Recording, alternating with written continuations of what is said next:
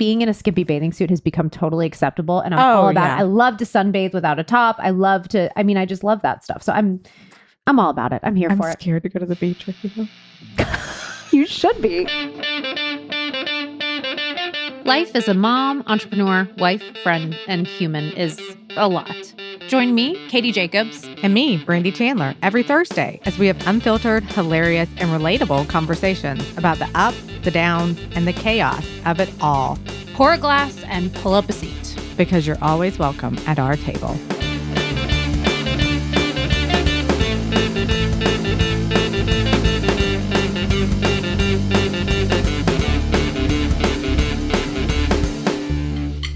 Hello, Katie. Hi, gorgeous Brandy. She did what? She did bikinis.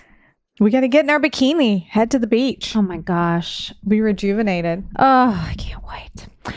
I want to pop this one off because we're going to use the bikini as a. So when you said pop it off, I just imagine a bikini flying through the air. Of course you did. All right, continue. Pop that top, and we're going to use it as a springboard, a diving board, if you will, into just talking a general conversation about body positivity, health, wellness. Yeah. But the bikini is a great starting point because it's bathing suit season. It's here. We are in the height of summer. It's hot. It is hot as the surface of the sun. So hot. Goodness gracious. So tell me, what is your first memorable bikini? Yeah. So I had it in high school, but I don't really remember loving it until college. And it was hot coral pink, and it had a silver ring right here and a silver ring on both hips. Those rings. Everything was tight and toned. Nothing extra hanging around. I loved it. I felt so good in it. Rings on right now, it'd be like a pop can of biscuits. That's exactly what I was going to say. If I put it on now, it would just be a middle poking out. Oh, boop. Those were the days. You could just do a cute little boop, boop. Yeah, that's a cute part. Boop. I remember in 1999 in Destin. I love that you know the exact year. I tracked it back. 1999 Destin. I had this green bikini, and it was like a velour-y kind of texture.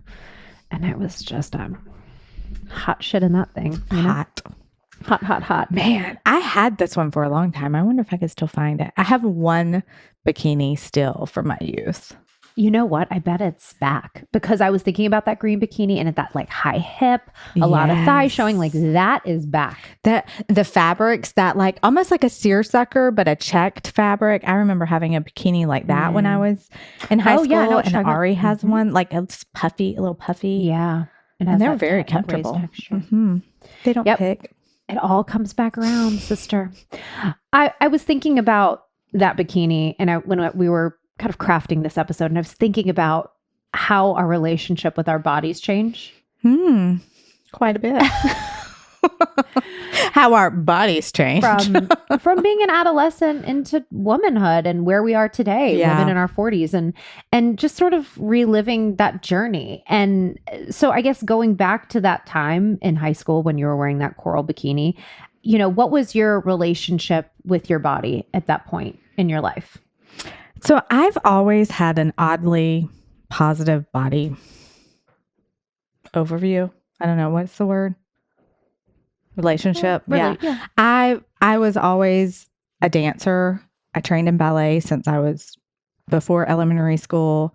Loved to dance. Like that's I wish I could still go to dance class. Like I just love it. I probably should.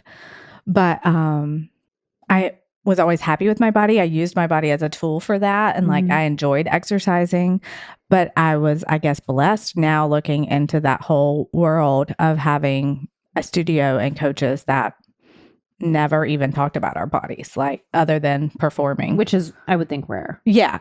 I think so now. And even in college, no one ever body shamed me and I never saw anyone else get body shamed. Right. So I think that was a very unique and rare experience, but it was fabulous for me. Yeah, that's great. I feel bad. Yeah, it's weird. College was great. I don't really remember it.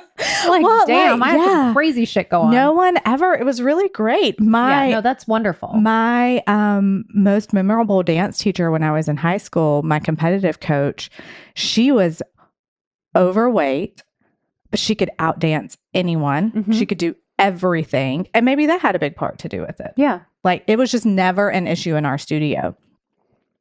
And I will say the people that owned our studio as I was going into middle school and high school were college kids. They bought out a lady who was like in her 70s that had owned it. It was Athens Dance Academy, had owned it for years and years and years. Wow. She went out, sold it to them, and they did a great job with it. That's wonderful. Yeah. I think in competitive anything as an adolescent female, I think things have changed for the better. But I don't think it's gone away. No, my daughter was a competitive dancer even in elementary school, and I saw some of it. It didn't happen to her specifically, but I definitely saw it in the studio. I rode horses competitively, and that was heavy duty. Like you needed to be very, very trim, very, very thin. Yeah. And there was an emphasis on it. And there was one specific trainer. Yeah. He's renowned. I mean, he's in the history books of, 100 jumper equitation, whatever. And he would hold these clinics. He was notorious for holding these clinics and shaming people for their bodies. Mm. Yeah, it was bad. So, I mean, there was definitely in competitive horseback riding, and I'm sure it still exists to some degree. Yeah. And in many competitive sports, we should ask Laura, who's a competitive swimmer. Oh, she's actually been competing. I saw that. I know. How awesome. Because at first I was like, is she competing or is she just hanging around like her people? No, but she was competing. I know. I'm so excited to talk to her. But I wonder, I just think it's, we want it to go away, but it still seems to be very... And in a vast majority of sports, I think. Mm-hmm. It's not just like the dance. And it's not just women either. Yes. So... Yeah, weird. I remember being very, very hard on my body, even in that hot green bathing suit, and I was very, very fit. I still remember feeling very embarrassed about parts of my body and very self-conscious and very scared of someone making fun of me. I remember that so vividly. So, as an adolescent woman, I remember noticing differences in my body and other people's bodies. Like, as in, I'm normally admiring other people's bodies and saying, well, mine pokes out where hers does not, and things like that. But at the same time, it didn't bother me. Mm-hmm. Does that make sense? Yeah. Like, I would notice differences, but I wasn't overly conscientious about them. Oh, I was definitely conscientious, envious. Why don't I look like that or have that or whatever? It's okay. Do you do that anymore, you think? No, I'm the opposite. I don't give a fucking shit. Yeah, because I almost wish I did a little. Unless you have plastic surgery, what are you going to do? Yeah. I mean, I definitely have like little bumps and lumps, and I'm like, oh, okay, I wouldn't want that. Like, I wouldn't want to stand on a stage with a spotlight on it in front of 1,000 people. Let's be clear here. But I mean, like, I definitely like, But I'm walking around just fine. I walk around in a small bathing suit. I don't care. Yeah. Neither look. I really, after I had kids, well, let me back up for a second. So I rode horses competitively, and then I went to college. I stopped riding for about a year and a half, and I gained 50 pounds. Like, I didn't gain the freshman 15. I gained the freshman 50. And God love her, my mom. But were you underweight already? Probably. So what was this, do you think, over a healthy weight for you? Maybe just like 20 over? No, let's put it this way. I was the same weight the day I gave birth to my third son as my heaviest in college. You were a very thin pregnant lady. I saw you then. Okay. Well... You were like, regardless, baby. I was like, here's an extra arm I gained this pregnancy. I don't know about that, but that's, you were great pregnant. I was very healthy pregnant. I would say health was very important to me, but I don't know why I said that. I ate Ben and Jerry's every night. I was like, but you like just naturally, I think, are a thinner person, and you took pregnancy, your body, I feel like took it very well. Yes. But backing up, when I went to college, I I had a really weird obsession with food. I started eating a lot, like obsessing over like when I was going to eat, where it just like, it was like a little weird. And then I got recruited to come ride at Georgia, and I had to get fit very quickly. So I started working out again, got with a trainer, and when you're 20, like you can, in like a week. You're like, I'm back. So I took the summer, I worked out a ton, really got my health back on track. And then, by the time I was getting married at 24, I really went the other way and became obsessed with my weight, obsessed with food, not eating. I feel like our society has a really bad relationship with, and I feel like I'm guilty of it too. And I kind of sometimes after a conversation, I'm like, that came off totally wrong. Instead of telling someone, oh my God, it's like, you look really healthy. You look really fit. You look really strong. Like the words we use, because I think I got so much positive attention for being really thin. And by the time I got married, I was 95 pounds. So I really went the other way, to the point JJ and I were on our honeymoon, and he was like, yeah, you gotta he was really sweet about it. He's like, I really would like to see you, eat more and, get a little weight back, So, which was, he said it in a very, I think, thoughtful, supportive way. And I was kind of like, it really was, that was like an aha moment of like, oh, this has gone too far. Like I've become a little obsessed. So I went from like one end to the other in a very short amount of time, from 18 to 24. And then, I started working a ton, and I just stopped. Everything became focused on, growing my business and then getting pregnant. And then sort of, I think it just kind of, I couldn't focus on it anymore. I couldn't take up that much space in my universe. And, I then, after having children and seeing what miracles your body is this, how would you say it? It just blows my mind. Like, I remember I breastfed all 3 of my kids, and it just came so naturally to me. And I was like, this milk is just here. Like, I don't have to do anything. Like, it was just there. Like, it is mind blowing. It's just literally such a miracle because you have nothing to do with it. I struggled with breastfeeding. Mine was more the miracle of the way the body makes a human and then heals from it. Yeah. And I breastfed all 3, but it was more difficult with my first 2. My third was, of course, by then when you're just relaxed, the milk just, but, there. But I remember just like, all these things that your body does. And it's like this not machine, that's not the right word, but it's this. You're just in awe. I was in awe. I was like, holy cow. And I sort of then had this attitude of, I made a person. Like, I'm the coolest person I know. I don't care what you look like. Like, you look amazing, but I made something. And it has a brain and a heart. And like, I just was super proud of that. Yeah. And I think it really changed my relationship with my body. I became very, very proud of my body. Yeah. And to the point where now I feel very confident in my skin. The flip side to that, with styling the way that I do, and we were talking about this earlier, a lot of women have the opposite experience. They are very fit, very healthy. Birth. And then they have a baby and things really change and they become soft and lumpy and, gooey in places, and they really struggle with that. I definitely had months probably where I was like, what is this? Because your body is so vastly different. Because I always worked out. I always enjoyed working out for the endorphins and for just health. So yeah, it's an adjustment when your body is just so different, for just deflating itself, basically. Yes. That's what you feel like. And you're looking in the mirror and you see this deflated tummy, these deflated breasts, these deflated butt. And you're just like, oh, that's new. Even like nothing to do with your like body fat or anything. I remember my ankles were so big and my feet with my first pregnancy, when all of that came back down and I could see like the tendons from my toes moving again. I was like, look, they came back. There. I've got toes.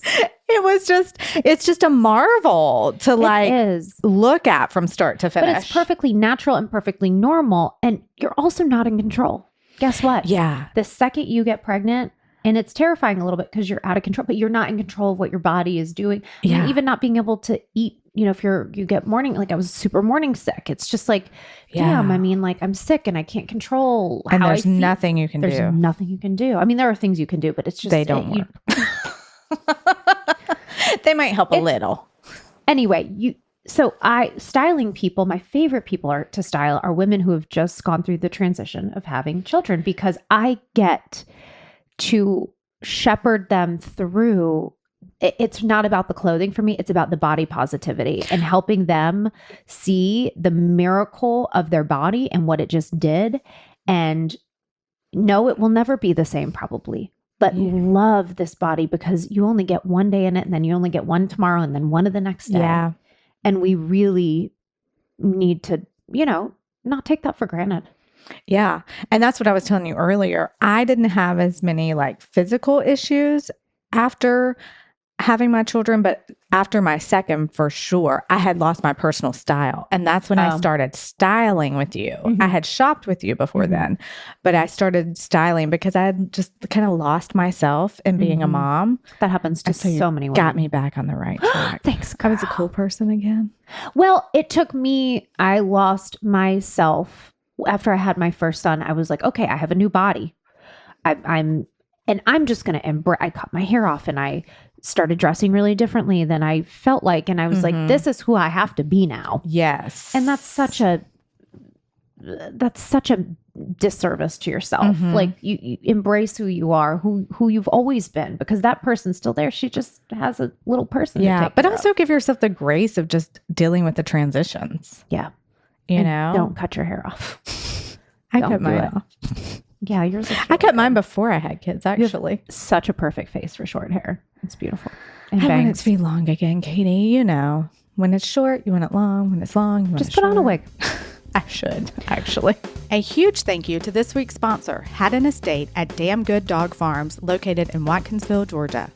You know DGD Farms as your go-to for all things blueberry picking and weddings. It's a destination in Northeast Georgia. But did you know that Haddon Estate also offers a full experience wine tasting room with artisan charcuterie boards, sandwiches, sweets, and even a kids menu?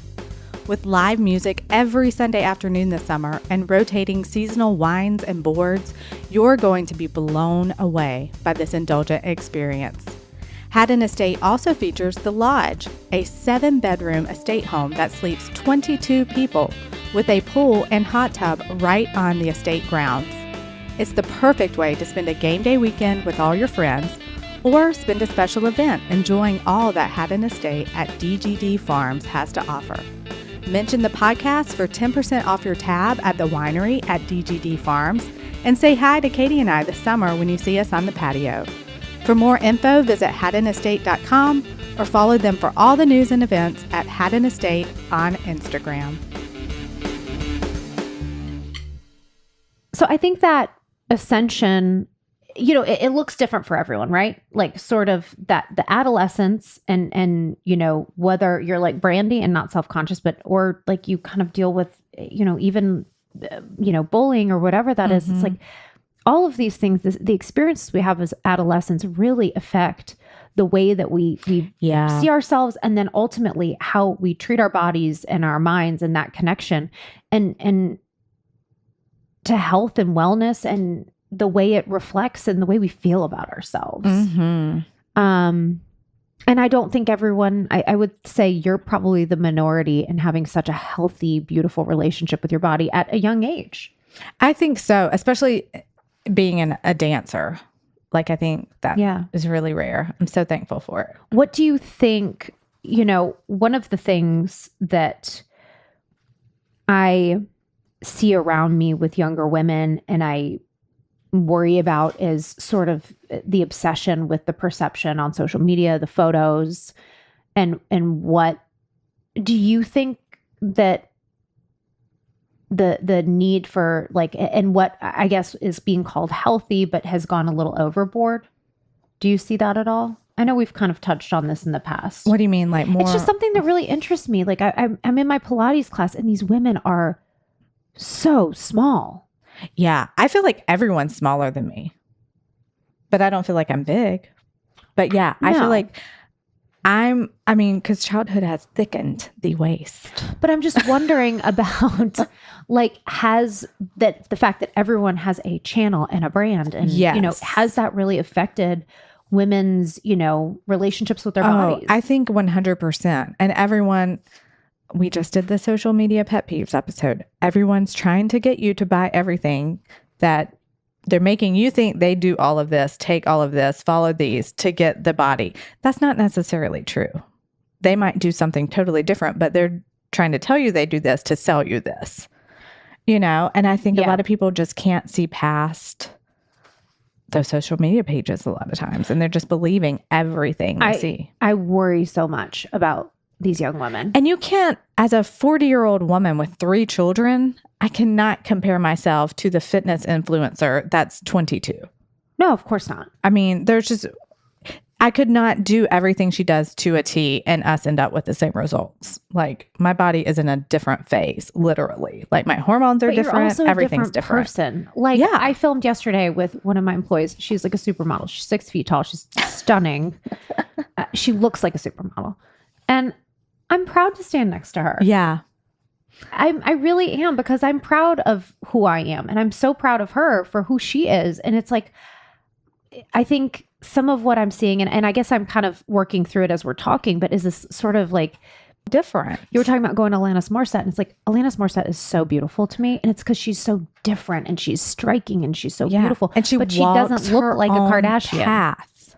And she's always walked her own path. She has. And she doesn't look like a Kardashian. And I think that's a lot of like, I have good body image, not because I necessarily love my body. There are things I don't like about my body, but I have good self-confidence. Mm-hmm. So I think it just kind of overrides the body sometimes. One of the other things that has changed since I've had children is I know, and as I've gotten older too, and my health is more important to me, especially since, my dad passing, I've really kind of thought long and hard about this, but it's, like, food is one of my favorite experiences, like having a really decadent meal, eating something really rich, or a really great cheese with a glass of really good wine, whatever. These are things that are really like I love.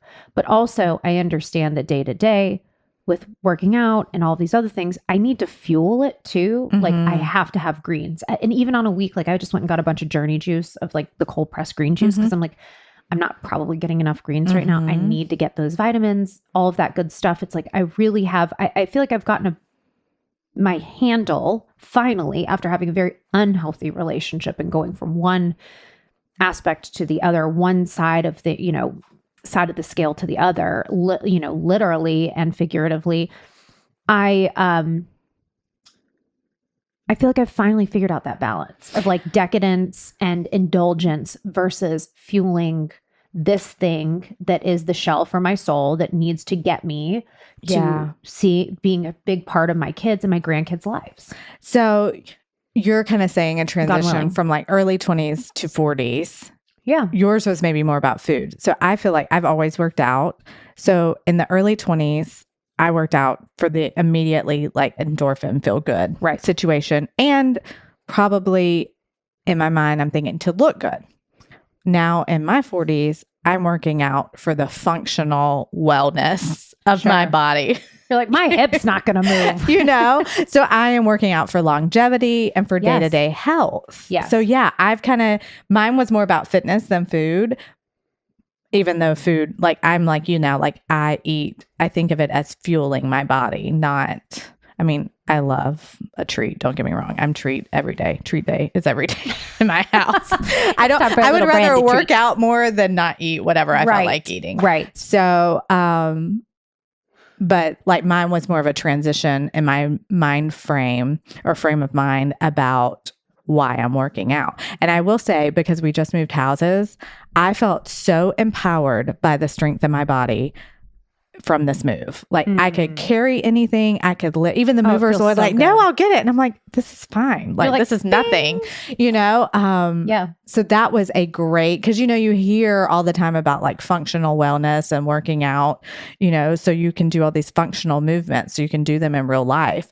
And I really experienced that. And like, it was very like in my face, and that was fabulous. That is, you know, feeling strong as I'm getting older is becoming so much more important. Yeah. Like one of my kids sleeps on the floor of the other kid's room, and we have this very heavy Tempur-Pedic mattress that's on the floor. Oh, those things are so heavy. I've got to lift it up to, you know, to clean. And I remember the day I'd been working out more and more. And I remember the day that I just lifted that thing like it was nothing. And I was like, oh my God, I did it. Oh my God, I'm so strong. It's a really great feeling. And and listen, after I had Mac, I challenged myself. I wanted to run a half marathon, and I wanted to complete a 14er. I had these it wasn't about, you know, they were fitness challenges that were important to me because they sounded interesting. And you want to see if your body can. And I wanted to see if I could do it. Yeah. I wanted to see what the capability of my body as a woman who had a baby at 39 could do. Yeah.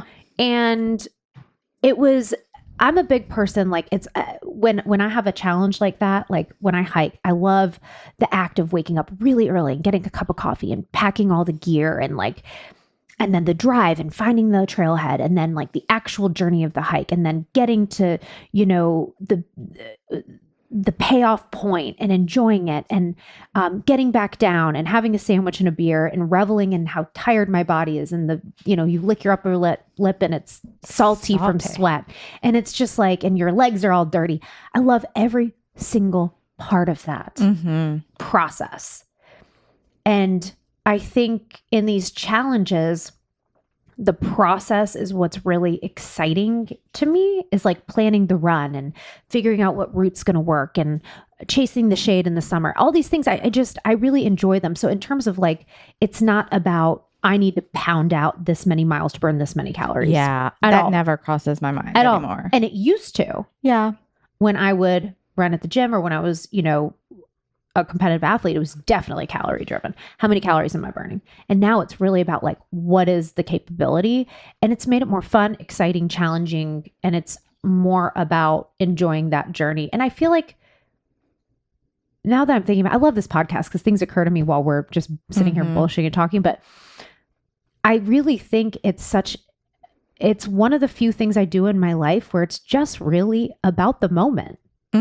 Like you're in each moment of that. You can't be thinking about 15 other things. You're like, oh God, if I forget my granola bar, I'm going to be really hungry at mile 10, you know, or whatever it is. So, and you've got to do it once you're on that hike. Yeah. You either hike back or hike all the way to the end. There's really no other option that doesn't involve hiking. You are SOL. I love that. And one thing, you know I've already mentioned this once. We just did the social media episode. My social media, it's full of the people that are talking about fueling your body, you know, in the good way, and working out for your longevity and things like that. And I do love that part of social media. Too. I'm sure there's another side that my algorithm is just like, this isn't for her. It's like, oh, sweetie, honey. She's not going to count the calories.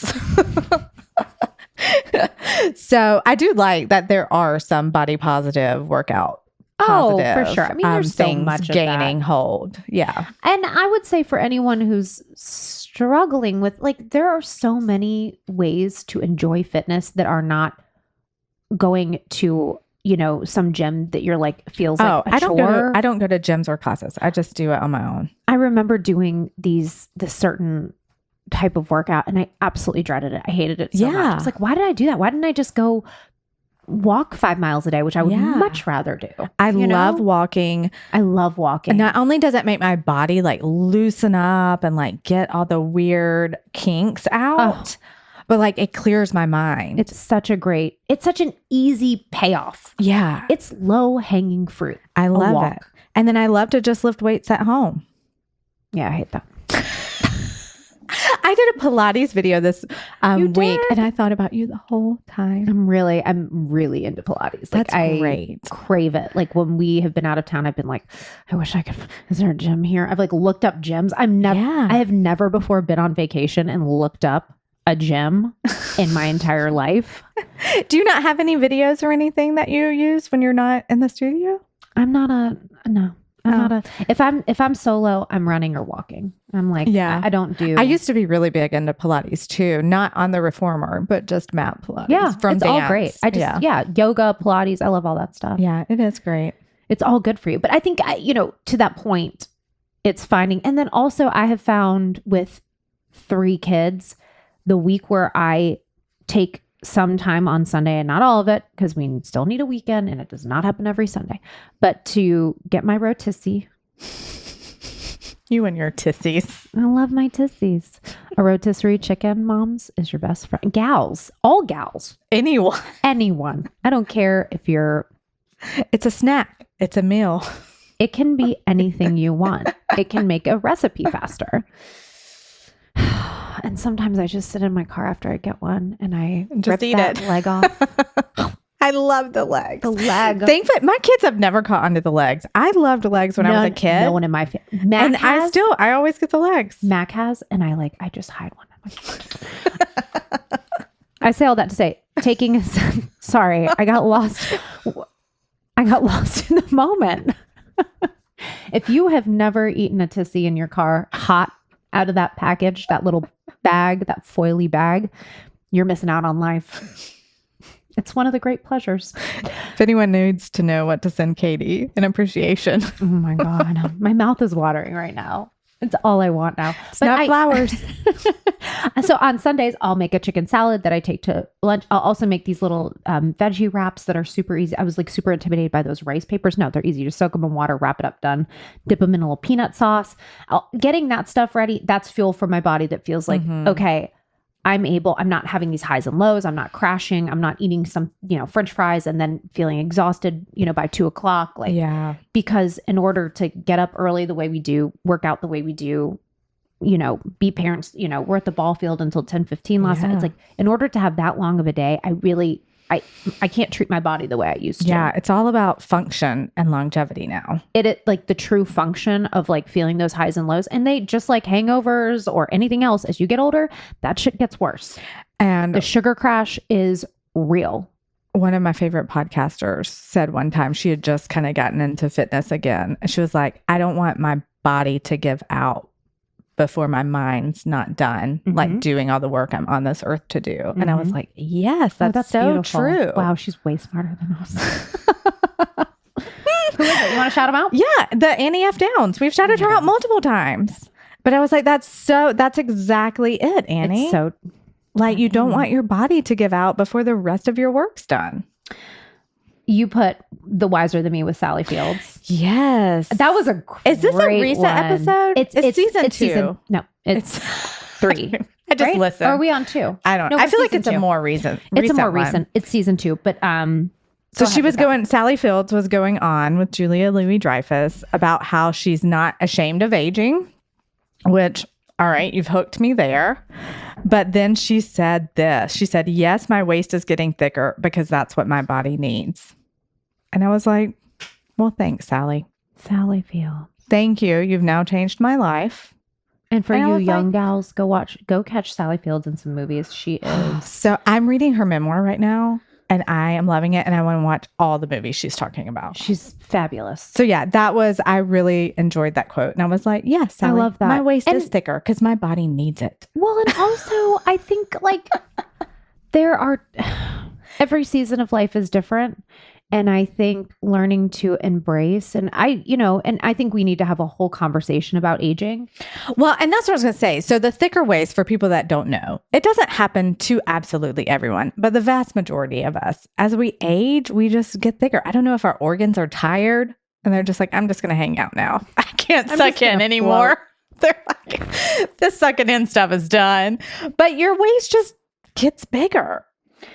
It's thicker. I'm thicker both front to back and side to side. And funny. There's nothing extra. It's just bigger. I was looking at Vogue World did this whole, anyway, it was like a whole thing. And Kylie Jenner was there, and her waist, she's in a corset, and her waist is like 2 inches. And it's like, and I found myself like, damn, I mean, I need to like get in the gym. And I was like, no, fuck that. Like, that's miserable. She can't breathe. Yeah. She probably will have gas pains until the end of time. Yeah. Like there's nothing like this is some sort of artistic symbol of beauty, but it's not beauty. On top of, it's beauty. She looks, from the standpoint of art in what she was wearing. I mean, she looked unbelievable. Well, and on top of her being in a corset, how photoshopped was the rest of it? I mean, it was a video. Oh, well, I don't know. I don't know if you, but I mean, it was incredible. Yeah. But, she looked like a work of art. She truly did. She looked sensational, and she looked like a work of art.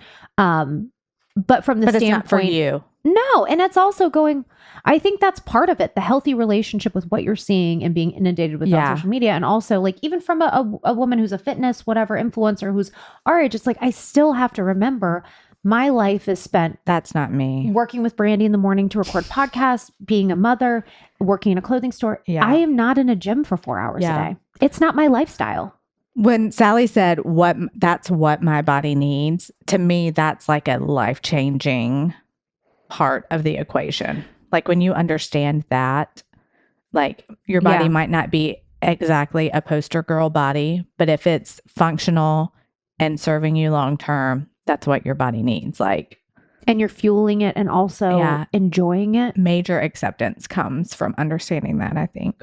And also, I know I've always, we talk about sex a lot here, but like taking it a step further, the more I relaxed into who I am in my body, the more enjoyable sex became. Girl. I mean, truly, it's like the more you can relax into who you are. And I think specifically for women, that's important. Mm-hmm. The more you can be with your body, the more you're able to experience the pleasure of your body. Yeah. So or someone else's. True. All the bodies. All the body parts. Hey, baddies. Did you know you can now become an official She Did What Baddie supporter on Patreon? We have 3 tiers of support, and with each one, you get exclusive content. We're talking unedited videos of Brandy and I holding nothing back. You get access to short episodes such as Brandy interviewing me on my birthday, our take on the trad wife trend, and the very first time we ever tried to record an episode. And more are on the way.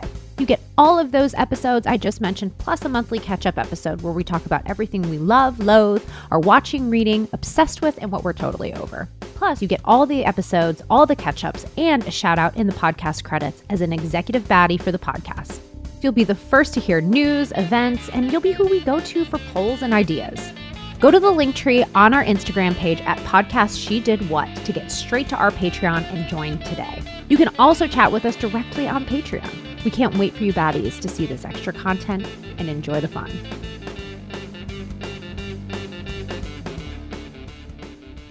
But all in all, I love that quote. I think we should, leave it with that and just, remember to you only get one. That's something I say to all my styling customers. You only get one in this body. Love it. One day. Feed it what it needs. That's right, baby. We can do this. And go put on your bikini. I don't give a shit what anyone says. And you know what you can tell them? If you don't want to look at it, look somewhere else. Do you still wear bikinis? I do. I wear thongs. Oh, well, I don't do that. I'll post one this week. I have me in Jamaica smoking a joint in a thong. I love it. Oh, and you ride in a horse. Were you in a thong on the horse? Yeah, that's all I wore. You are another creature on a horse in Jamaica in a thong. I had a long, open... it doesn't matter. You're riding a horse in a bikini. One blows my mind. And now I know you're in a thong. That's all I packed. When JJ and that I should on be vacation, your profile picture. Why are you hiding this? I would like look. Okay, I'll put it up. When JJ was campaigning, I wasn't exactly putting up my, joint smoking thong photos, Brandy. I'm sorry. I need to see these. It's an inspiration. I'll share it. I don't care. It's an inspiration. I love my body. It's like showing everybody, look at how free and comfortable and fun. Yeah, great. I'm going to need a poster in the window front of your store. Honestly, if I didn't think it would make other people uncomfortable at our little community pool, I'd wear it there. I don't care. Oh, yeah. Mm-hmm. But I think some other people would be uncomfortable. My kids really enjoy spotting thong wearers on the beach. We're like pointing and giggling. That's so American. But not because anything's wrong with them, the body or the thong wearing, but it's just like a game now. I truly love that. One of the things that the positives of the social media, it's like being in a skimpy bathing suit has become totally acceptable. And I'm all about it. I love to sunbathe without a top. I just love that stuff. So I'm all about it. I'm here for it. I'm scared to go to the beach with you. You should be. Like, Katie, put some clothes on. I'll be like, nope. Katie's like, I'm here. It's out. Let's do this thing. Don't look at it if you don't want to. That's my philosophy. I love it. Well, I hope you all are easing into bathing suit season. I hope if you've been struggling, this may be lightened, or not bathing suit season, or just maybe just body season, nudie season, whatever you're feeling. We don't judge.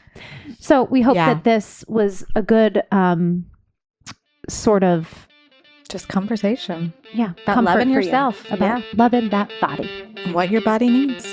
Thanks for joining us. We'll catch you next week. All right, bye.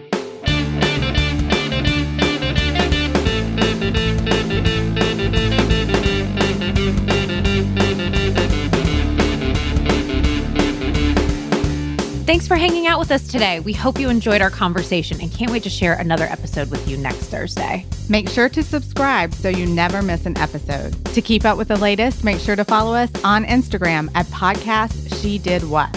We'll be sharing updates, behind the scenes, and announcements you won't want to miss. And if there's anything you'd like to share with us, whether it be a personal story or feedback on our episodes, you can leave us a voicemail at 762-499-2201 or head over to our website, shedidwhatpodcast.com. Also, feel free to leave us a review down below. We'd love to know what you think.